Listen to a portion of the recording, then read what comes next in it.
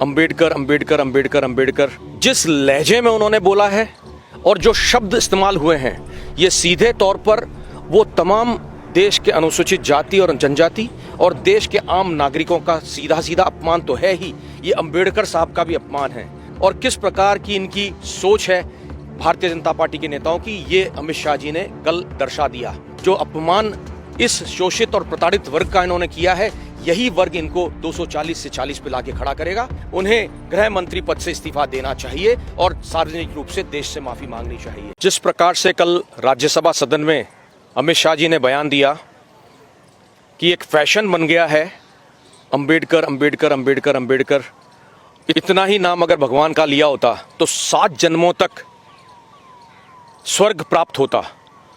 जिस लहजे में उन्होंने बोला है और जो शब्द इस्तेमाल हुए हैं, ये सीधे तौर पर वो तमाम देश के अनुसूचित जाति और जनजाति और देश के आम नागरिकों का सीधा सीधा अपमान तो है ही, ये अंबेडकर साहब का भी अपमान है। ना तो कहीं जी लगाया और अंबेडकर साहब को फैशन की संज्ञा उन्होंने दे डाली। जहां पिछले 4 दिन से लगातार दोनों सदनों में ग्लोरियस 75 ईयर्स ऑफ कॉन्स्टिट्यूशन के ऊपर डिबेट चल रही हो, तो क्या ग्लोरी ये दिखाना चाहते हैं और किस प्रकार की इनकी सोच है भारतीय जनता पार्टी के नेताओं की, ये अमित शाह जी ने कल दर्शा दिया। इनका बस चलता तो जिस प्रकार से इन्होंने चुनाव के ऐन पहले जिस प्रकार से कहा था कि 400 पार का जो नारा इन्होंने दिया था और संविधान को बदलने की बात उसमें रखी थी, ये जनता ने दिखा दिया कि संविधान को छेड़ने की कोशिश करेंगे तो 240 पे आज लाया है। यही अब जो अपमान इस शोषित और प्रताड़ित वर्ग का इन्होंने किया है, यही वर्ग इनको 240 से 40 पे लाके खड़ा करेगा। और जहां तक भगवान का प्रश्न है, तो जो सर उठा करके जीने का जो अधिकार अंबेडकर साहब ने शोषित वर्ग को, प्रताड़ित वर्ग को, अपमानित वर्ग को दिया है और जो अपमान इन्होंने किया है, मैं कहना चाहूंगा कि अंबेडकर साहब ही है जिन्होंने उनको सर उठा करके जीने का अधिकार दिया है।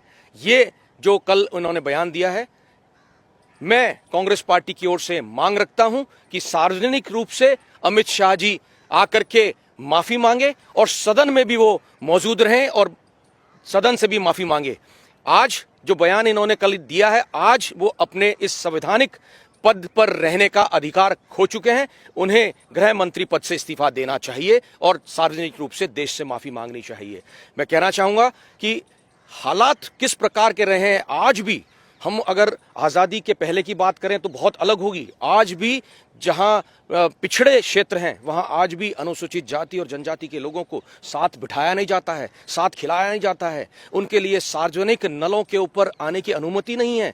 पृथक रूप से उनको अपने पानी की व्यवस्था करनी होती है। उनको स्कूलों के अंदर जाने नहीं दिया जाता है, बच्चों को पढ़ने नहीं दिया जाता है। आज भी उनके शादी ब्याहों के अंदर उनको घोड़ी पे चढ़ने नहीं दिया जाता है। ये हालात है और ये बात करते हैं कि अगर अंबेडकर साहब की जगह भगवान का नाम लिया होता तो स्वर्ग मिलता। मैं कहना चाहूंगा जो ये प्रोपेगेंडा बना रहे हैं अब, चूंकि चूक तो अमित शाह जी ने कर ही दी है। लंबा चौड़ा कल 2 घंटे का भाषण उन्होंने चेपा और जिस प्रकार से ग्लोरियस 75 ईयर्स की बात हम करते हैं कॉन्स्टिट्यूशन की, वहां ग्लोरी की बात कहीं नहीं कही है, कहीं नहीं कही है। जितने नेगेटिव्स हो सकते थे पिछले सालों के अंदर, उनको खंगालने का काम इन्होंने किया है।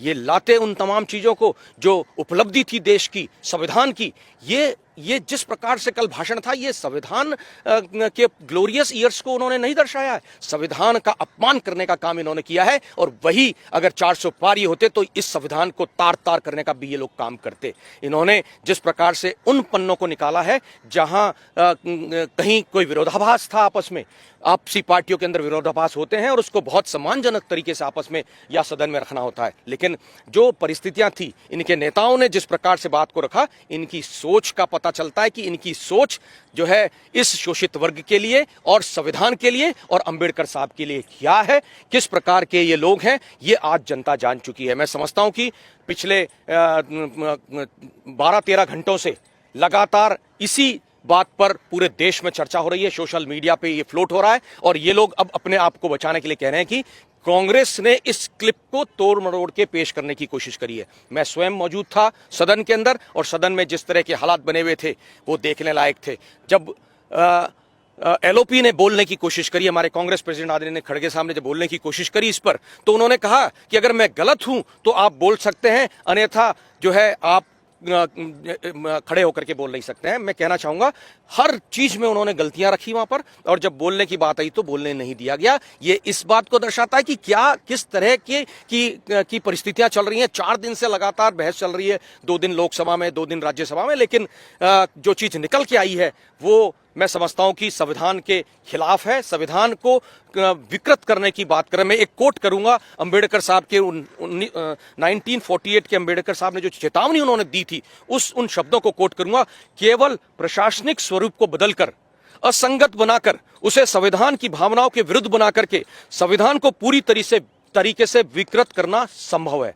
तो ये विकृत इस संविधान को करने की कोशिश कर रहे हैं। मैं इस मौके पे कहना चाहूंगा कि इनका सोच जो है वो इस शोषित वर्ग के प्रति सम्मान की भावना नहीं रखता है। ये बात कर रहे थे कल, जिस प्रकार से इन्होंने अमित शाह जी ने कहा कि मुस्लिम समाज के लिए उन्होंने जो है 3 तलाक की बात करके और उनके पक्ष में बात रखी है। मैं उन तमाम घटनाओं का भी जिक्र करना चाहूंगा। खरगोन को याद करो, जहांगीरपुर दिल्ली को याद करो, उन्होंने बिना बताए बुलडोजर से उन संपत्तियों को ध्वस्त कर दिया जो मुस्लिम समाज की थी। ये चाहे अनुसूचित जाति हो, चाहे अनुसूचित जनजाति हो, पिछड़ा वर्ग हो, मुसलमान हो, महिलाओं हो, इनका रवैया जो है किस तरह का है, ये इनकी विकृत मानसिकता दर्शाती है। जो लहजा था वही मैं समझता हूं कि गलत था। देश इनसे माफी मांगने के लिए इनको मजबूर करेगा और कांग्रेस स्टैंड लेगी कि हम लोग सदन में और सदन के बाहर इनका असली आईना, इनका चेहरा, इनका जो है देश के सामने रखें।